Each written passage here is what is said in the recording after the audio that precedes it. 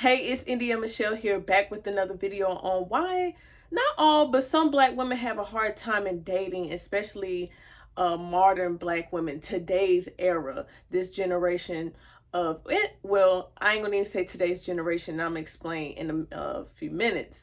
So I'm gonna give you a few reasons. So number one is black women, not all, but black women, y'all tend to have like this fairy tale mindset when it comes to dating. Y'all take dating as y'all exclusive. Every person that you're dating doesn't necessarily mean he's the one, he's your soulmate. You can go on a few dates with a couple of guys or whatever, and y'all have a good time and everything is okay, and then you figure because y'all had a good time on a couple of dates, he's the one. You start having this fantasy mindset of, oh, this is how y'all kids gonna look, is his parents gonna like me, is my parents gonna like him? And you're moving way too fast. You're moving 2 years ahead of yourself when you're supposed to be living for the now. It's nothing wrong with thinking ahead. It's nothing wrong with seeing what a person's mindset is when you're dating, but don't get overly excited or get your hopes up, because you end up getting let down, and then you having this niggas ain't shit mindset. And it's not about niggas ain't shit. Some, yeah, but you have to, the purpose of dating is basically for men and women, but I'm talking about the women. The purpose of dating is to see, is this person even worth your time to move to the next step? You have dating, then you have the exclusive relationship. Then if you and your partner are on board with that and y'all agree to that, then marriage, and so on and so on. So just take your time when it comes to dating. Don't waste your time, but just feel a person out. So number two, I would say, is y'all put too much of y'all career on the line, and y'all feel like that's the table. Me coming in with my career, well, when somebody say, well, what do you bring to the table? Well, I have a PhD, or I have a house, I have a car, and this and that and the third. And yes, I'm not saying that's not cool, but you having a degree, that's for you. That's, I'm not saying that every person's supposed to go to college, because everybody's not meant to go to college. You know what I'm saying? It's not, everybody doesn't have the heart or patience. You know what I'm saying? Whatever your, however you want to live your life, that's your business. But that shouldn't be the all and be all. Now, for as cooking and cleaning, that's a good step. Now, for as having your own place and your own car, that type of stuff, that's what you're supposed to have as an adult. Sitting here just saying, oh, well, that's all I need to have on the table, but then when it comes to a man, he's supposed to have this, and you only coming in with just a portion of what you feel like you're supposed to be bringing to the table. A man is going to kind of look at you like, okay, she's one of those, so I'm going to treat her like one of those and then move on. And then he's not going to tell you that, but a lot of men, that's a turnoff for men when you figure, well, all I have is a PhD, or all I have is good looks, or all I have is this good old cootie cat, this coochie, and that's it. After the whole you being pretty and you being good in bed, that wears off. What else can you bring? What else can you do to hold a man's attention for him to actually want to take you serious in a relationship? So ladies, and now on the flip side, if a man is providing, and usually men don't say, oh, I have this and that and the third. He actually, well, he's supposed to show what he brings to the table. And now when it comes to a man, him having a PhD, a house, home, and all that, that's kind of different, because at the end of the day, a man is usually going to be the provider. So if he has a degree, and that degree ended up having him make, I say 70,000 or six figures, that's cool, because it's benefiting you, him, and possibly future kids and stuff like that. But on the other side, you're not trying to take care of no man unless you just want to be a Yvette from Baby Boy or a sugar mama. So if you're not trying to be that, ladies, don't put that on the front line. Actually show what you can bring that's beneficial for not just you, but you and him. Okay, it's a plus to have good things on your resume, but that shouldn't be the all and be all. Okay, actually show that you have qualifications as of a wife. Okay, number 3, you have a problem of not shutting the hell up. You don't, I'm not saying, I'm not saying you're supposed to feel like a slave or you don't have an input, because in a relationship, as a woman, you do have input in your man's life. Of course, he makes the bigger decisions, but overall, in a man's life, you put some type of input. But when you're like overly doing it, or shall I say, for number 3, you're too manly.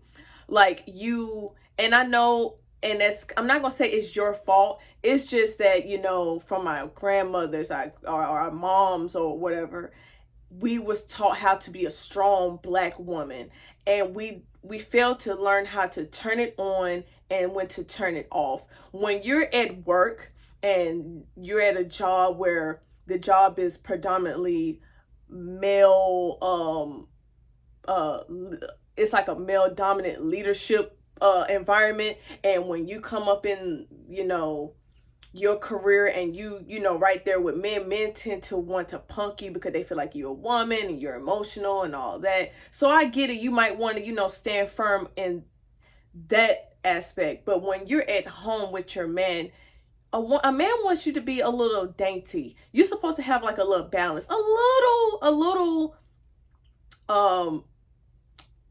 not manly, what's the word, masculine energy, just a little bit. But overall, you're supposed to be feminine. Just like men have a tad bit of feminine energy in them, but overall they're masculine. You know what I'm saying? When I say about feminine, like how you have that nurturing feeling when you see a newborn baby, stuff like that. But overall, you shouldn't be rah, rah, rah, rah, rah, rah, rah. I'm not saying that y'all can't have disagreements, but when you're talking to him as if you're the man and he's the woman, he's going to feel like you're emasculating him, and then he's going to, look somewhere else that will make him feel like a man. Make your man feel like he's the man of the house. I'm not saying that you're a slave. I'm not saying none of that, but just make him feel like, he's the head of the household. Excuse me. And you're his queen beside him. Okay, so number 4, and this might be the last one unless something pops up in my head as I'm talking, but number 4 is your dating habits. This whole thing with niggas ain't shit and every dude that you talk to, niggas ain't shit. Sometimes, ladies, you have to take accountability for your actions. Okay, so if every dude that you talk to has the same qualities, ladies, that's supposed to be a sign that you need to stop looking for those same qualities. If you're 27, like I'm 27, if I'm 27, I shouldn't be still dating the same guys that I was dating when I was 24 or 22. You know what I'm saying? It's supposed to have an upgrade.